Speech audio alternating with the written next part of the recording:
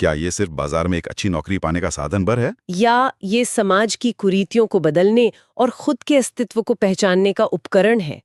चलिए इसे थोड़ा आसान भाषा में समझते हैं। जी ये नोट्स बहुत ही व्यापक हैं। हाँ, इनमें दर्शन शास्त्र से लेकर समाजशास्त्र तक सब कुछ शामिल है। तो सबसे पहले ज्ञान की उन सबसे पुरानी जड़ों की ओर चलते हैं, जहां शिक्षा का उद्देश्य बाहरी दुनिया पर कब्जा करना नहीं बल्कि खुद के मन को जीतना था। भारतीय दर्शन शास्त्र की ये सबसे बड़ी खासियत रही है। इसकी शुरुआत ही एक बहुत गहरे वैचारिक आधार से होती है। इन नोट्स में सबसे पहले सांख्य दर्शन का जिक्र है। अच्छा, जिसे कपिल मुनि ने प्रतिपादित किया था। बिल्कुल, ये दर्शन द्वैतवादी हैं। द्वैतवाद का मतलब है कि ये ब्रह्मांड दो मूल तत्वों से बना है। एक है पुरुष यानी शुद्ध चेतना और दूसरी है प्रकृति यानी भौतिक तत्व।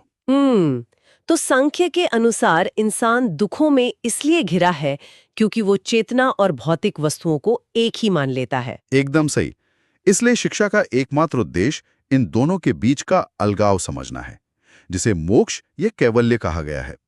और ये मोक्ष कैसे मिलेगा? विवेक से। विवेक मतलब वो बुद्धि जो सत्य और असत्य के बीच का अंतर समझ सके। ये बहुत ही दिलचस्प है कि हजारों साल पहले शिक्षा का पैमाना सिर्फ सूचना नहीं था बल्कि विवेक था। हाँ, और यहीं से हम पतंजलि के योग दर्शन की तरफ बढ़ते हैं, जो सांख्य का ही व्यावहारिक रूप माना जाता है। योग दर्शन में शिक्षा का उद्देश्य स्पष्ट रूप से चित्त वृत्ति निरोध बताया गया है। मतलब मन की चंचलता और भटकने की आदत को रोकना। बिल्कुल सही। अगर मैं इसकी तुलना आज के समय से करूं, तो प्राचीन भारतीय दर्शन की यह शिक्षा प्रणाली आज के डिजिटल डिटॉक्स और माइंडफुलनेस एप्स का एक बहुत ही उन्नत संस्करण लगता है। अरे वाह, ये बहुत अच्छी तुलना है।